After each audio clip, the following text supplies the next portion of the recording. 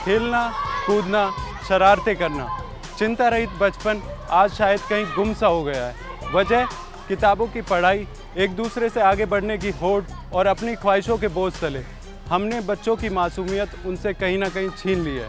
Happiness classes को लेकर अब इसलिए भी सोचने की ज़रूरत होने लगी है ताकि बचपन ना केवल बचे बल्कि मुस्कुराता हुआ खिले भी।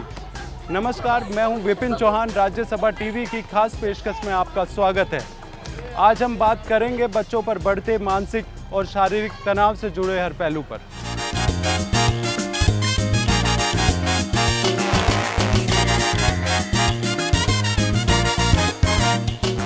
कोई बालक हो सकता है क्या ऐसा जो शरारत न करता हो सकता है क्या? हो ही नहीं सकता।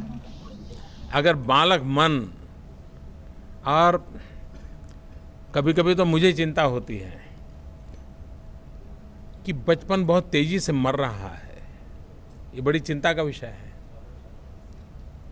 समय से पहले वो कुछ अलग ही सोचने लग जाता है। उसका बालक अवस्था जो है वो दीर्घकालीन रहनी चाहिए, वो शरारतें होनी चाहिए, वो मस्ती होनी चाहिए। ये जीवन विकास के लिए बहुत जरूरी होती है।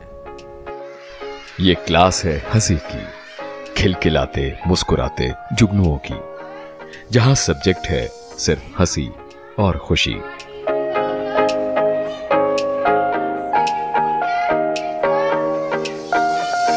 कौन होगा जिसे बचपन याद ना आता हो? बड़े हुए तो दूर होते गए जिंदगी के सफर में, इकट्ठा करते गए तमाम साजो सामान, और नीचे, बहुत नीचे कहीं वो दबता गया वक्त की परतों में। कभी कभी उजाले में वो दिख जाता है तो फिर बुलाता है। सुप्रसिद्ध कवित्री सुभद्रा कुमारी चौहान, हाँ वही जिन्होंने रानी झांसी पर कविता लिखकर वीर रस को नई ऊंचाइयां बख्शी थीं, वो कैसे बचपन को थोड़ा दर्द और थोड़ी खुशी के साथ फिर बुलाती हैं। वो कहती हैं, बार बार आती है मुझको मधुर याद बचपन तेरी, गया ले गया तू जीवन की सबसे मस्त खुशी मेरी। चिंता रहित खेलना खाना, वो फिरना निर्भय स्वच्छंद, कैसे भूला जा सकता है बचपन का अतुलित आनंद।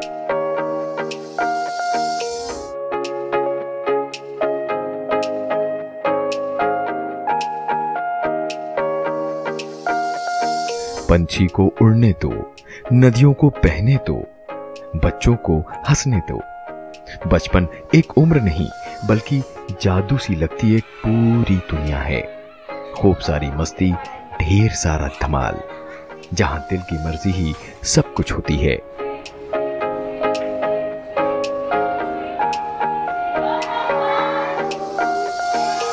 बचपन मुकम्मल है, पूरी की पूरी दुनिया है ये, बड़ों की नसीहत और नजरियों से परे। पर आज इसकी दराज में भी कुछ जहरीले खिलौने बेबस हो चले हैं। आज अपने बच्चों के चेहरों को गौर से देखिएगा, इन पर भी चिंता, थकान और दबाव की लकीरें दिखेंगी। कहते हैं ना कि ये तो खेलने खाने की उम्र है, तो बच्चों को वयस्कों का जामा कौन जबरन पहना रहा है? क्यों बचपन आज बदरंग बेनूर हो रहा है? You know, in our daily lives, every day, so many things happen. Some good, most of them bad. We should be happy and thankful that at least one good thing has happened to us. You know, as the Chief Justice of the country, I was thinking yesterday that if I have a happy lot of people in this country, my problem of litigation will be over. तो जवाबदारी किसकी हुई, बच्चे या समझदार बड़े जो कायदे कानून तौर तरीके तय करते हैं? और आज ये बेलाग होती महत्वाकांक्षा के भी हामी हैं।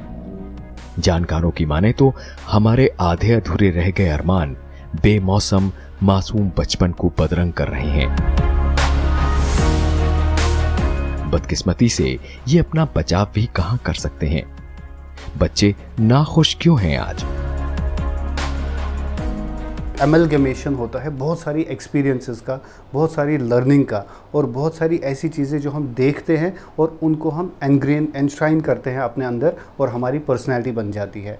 अभी जो स्ट्रेस है, मेजर स्ट्रेस जो बच्चों पे हमने देखा हुआ है वो एकेडमिक स्ट्रेस होता है, वो सोशल स्ट्रेस होता है, और पीयर रिलेशनशिप्स जो होते हैं आपस में बने होते हैं, वो कम्पिटिटिव जो हम एटीट्यूड बोलते हैं वो बहुत ज़्यादा पेरेंट्स अपने बच्चों पे डालते हैं।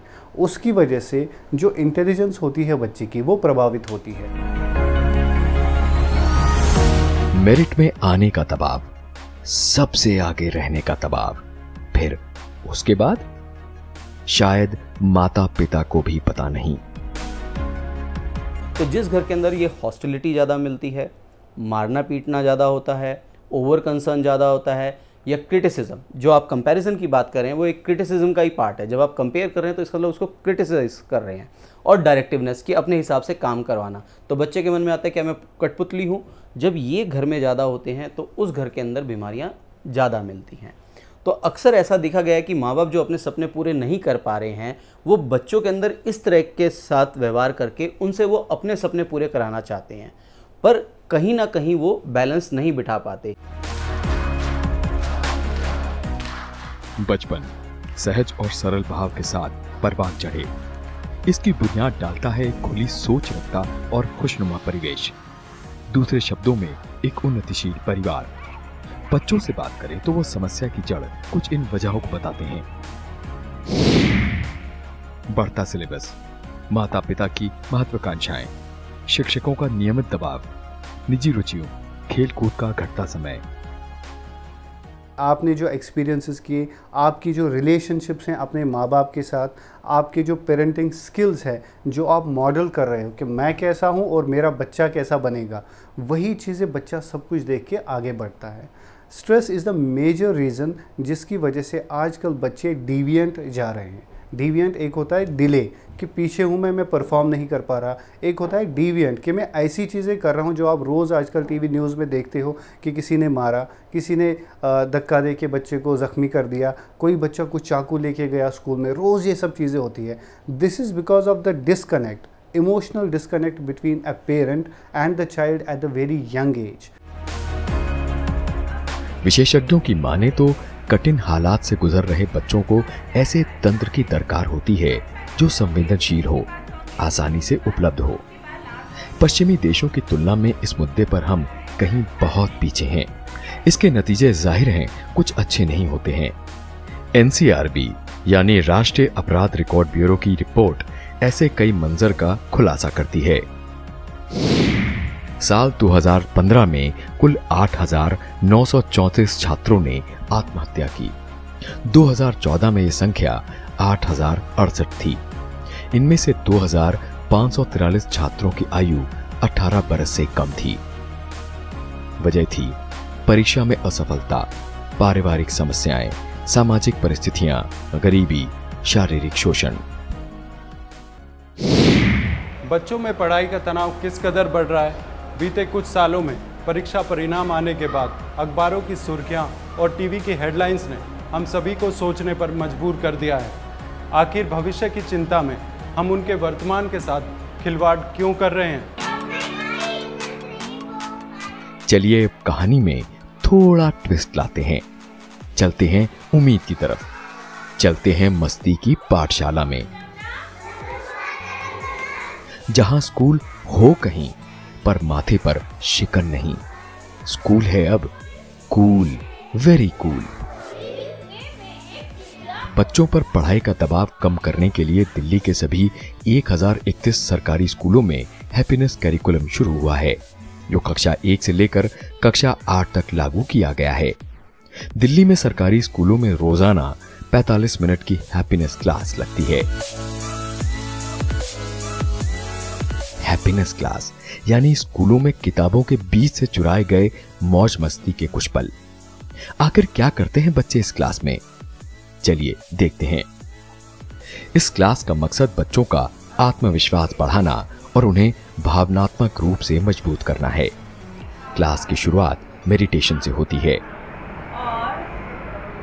बच्चों को छोटी छोटी कहानियां सुनाई जाती हैं जिनके मर्म में नैतिक शिक्षा होती है। यानी मनोरंजन और सीख साथ साथ।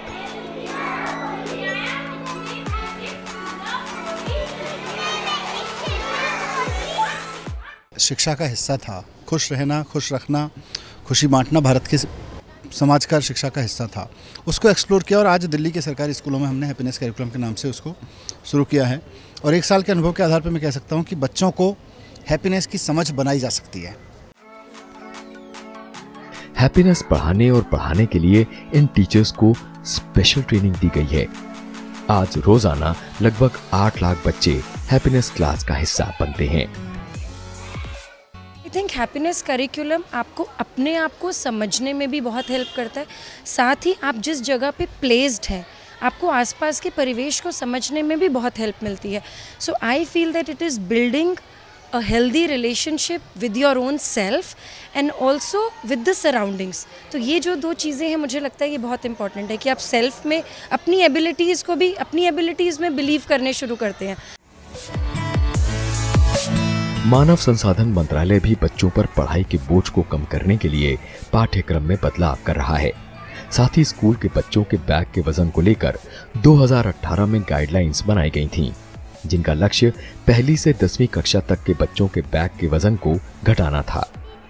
चिल्ड्रन स्कूल बैग एक्ट 2006 की नई गाइडलाइन के मुताबिक स्कूल बैग का वजन छात्रों के वजन से 10% से ज्यादा नहीं होना चाहिए। मुझे बहुत अच्छा लगा, खासकर भारत जिस देश ने दुनिया को ये सिखाया है, अंतर मन में खुश रहना, विपश्यना, आनापान, ये ज्ञान हज़ारों साल पहले है। बाहर शरीर से अच्छे रहने के लिए योग की विद्या सिखाए। तो ये देश एक कॉमन सेंस है कि हम ये दोबारा से लें, बल्कि देर से हुआ है। तो मुझे बहुत अच्छा ये एक पहल लगी दिल्ली सरकार की कि उन्होंने न सिर्फ अपने विद्यालयों के पढ़ने के तरीक़ों को सुधारा, बल्कि उससे भी हटकर, जो कि देश विदेश में भी नहीं हो रहा है, जो बच्चे तनाव के शिकार होते हैं, जीवन में कैसे अपने नाव आगे बढ़ाएं, उन मूल्यों को भी सिखा रहे हैं। फिलहाल कम ही सही, पर बदलाव के चिन्ह अब परिलक्षित होने लगे हैं। अब कुछ पेरेंट्स मानने लगे हैं कि ये दबाव का तरीका सही नहीं है। बच्चा जैसा है उसे उसकी मर्जी के हिसाब से पनपने दें। बच्चे को पता चलता है कि खेल खेल में ही मैम लोग पढ़ाते हैं और उसमें सब्जेक्ट मतलब फ्रूट्स वगैरह किस कलर के हैं, किस टाइप के हैं, वो सब कुछ बताते हैं। सर्कल, ट्रायंगल, इस टाइप का सब कुछ बताते हैं। पहले मैं अपनी बहन से भी बहुत लड़ाई करती थी छोटी छोटी बातों पे।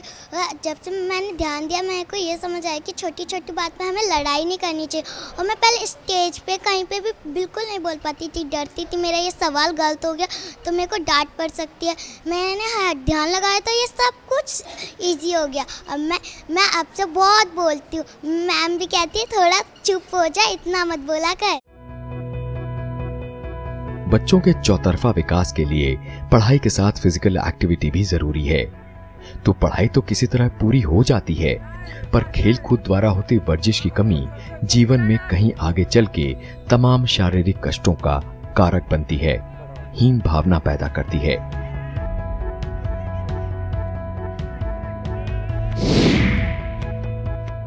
जान लीजिए, हर बच्चे में कुछ खास होता है। बच्चों में क्रिएटिविटी, नृत्य, संगीत, कला और पाठ्यक्रम से अलग बड़े साहित्यकारों के साहित्य पढ़ाने की जरूरत है, या ऐसा कुछ भी जो उन्हें रास आता हो, खुशी देता हो, और सबसे बड़ी बात, किसी भी चुनौती का हल खोजने को उकसाता हो। उन्हें ये मौके मिलने जरूरी हैं। बच्चों का साइंस में इंटरेस्ट है, कॉमर्स में, ह्यूमैनिटीज में है, या फिजिकल एजुकेशन में इंटरेस्ट है, उस इंटरेस्ट के अंदर बच्चों को जाना चाहिए और बच्चों को प्रेशराइज नहीं करना चाहिए। जो एजुकेशन जो होनी चाहिए स्कूल के अंदर, एक फ्री एनवायरनमेंट और स्ट्रेस फ्री एजुकेशन होनी चाहिए। हालात सुधरने क्यों जरूरी हैं, इसकी बानगी इन तथ्यों में आप ढूंढ सकते हैं जो पहले आपको हमने बताए हैं। मसलन भारत में 15 से 29 बरस की उम्र के बीच के किशोर और युवाओं में आत्महत्या के मामले सबसे ज्यादा मिले हैं। परीक्षा में विफलता देश में होने वाली आत्महत्याओं के शीर्ष 10 कारणों में से एक है। जबकि पारिवारिक समस्या शीर्ष 3 में है।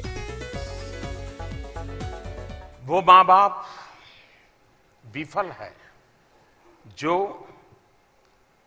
अपने जीवन की अधूरी चीजें अपने बच्चों पर थोप करके उनसे करवाने की कोशिश करते हैं। उन्होंने नहीं करना चाहिए। उसके भीतर जो पोटेंशियल है, जो सामर्थ्य है, उसको जानने पहचानने का प्रयास करना चाहिए। विशेषज्ञों का कहना है कि छात्रों के कौशल या हितों के अनुरूप जो ना हो, उनसे ना कराया जाए। फिलहाल रिपोर्ट्स के मुताबिक महाराष्ट्र, तमिलनाडु, आंध्र प्रदेश, पश्चिम बंगाल और मध्य प्रदेश जैसे राज्यों में सबसे ज्यादा सुधार की जरूरत है।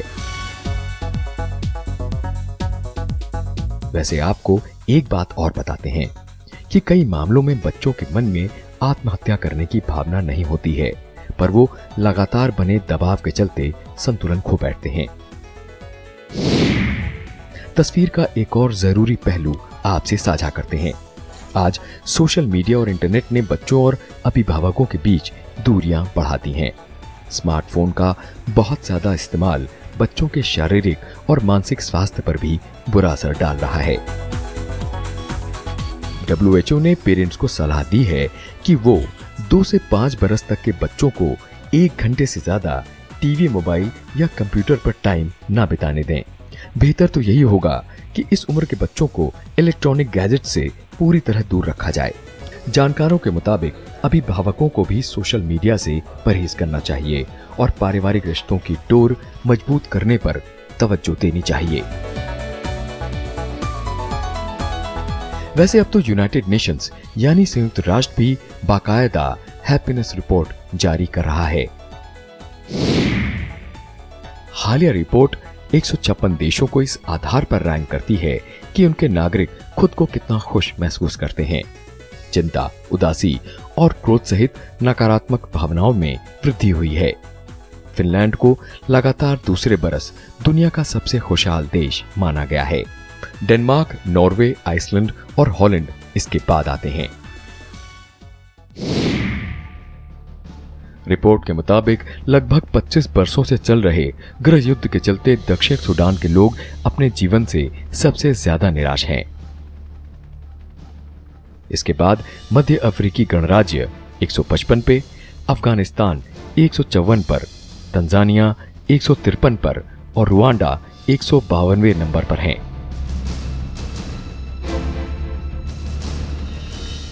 दुनिया के सबसे अमीर देशों में एक होने के बावजूद अमेरिका, जहां पर सारी दुनिया के लोग अपने सपने को पूरा करने के लिए आना चाहते हैं, वो भी इस हैप्पीनेस इंडेक्स सूची में 19वें स्थान पर है।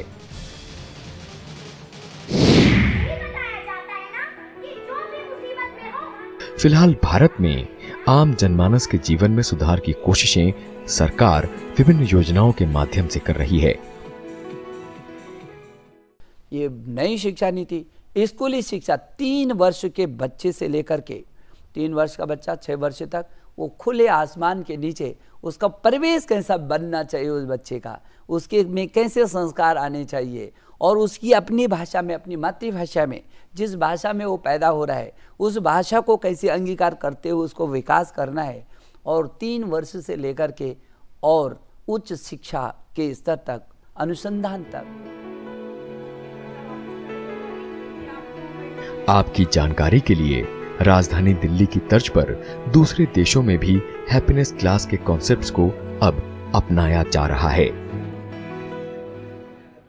वो तो सही मायने में बच्चों लोगों को अच्छा लग रहा है, उनका स्ट्रेस कम रहा है, वो तो उसी करिकुलम में वो हैप्पी है।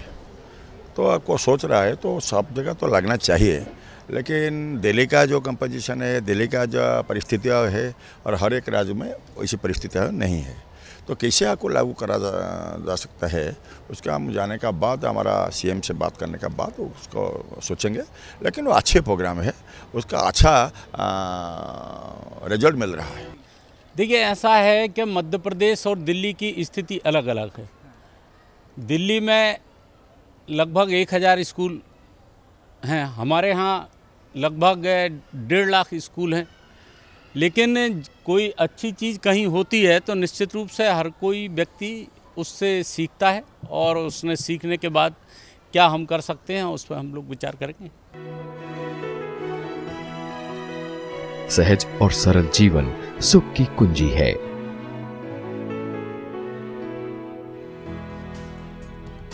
मजबूत नींव ही बुलंद इमारत का असली आधार होती है। सपनों की ऊंची उड़ान भी तभी मुमकिन है जब सपनों को जीने के लिए खिलता और हंसता हुआ माहौल मिले। बच्चों के भी अपने सपने होते हैं, उनको उनके सपने भी जीने देने चाहिए। राज्यसभा टीवी की खास पेशकश में आज इतना ही। हमारी पूरी टीम को दीजिए अब इजाज़त।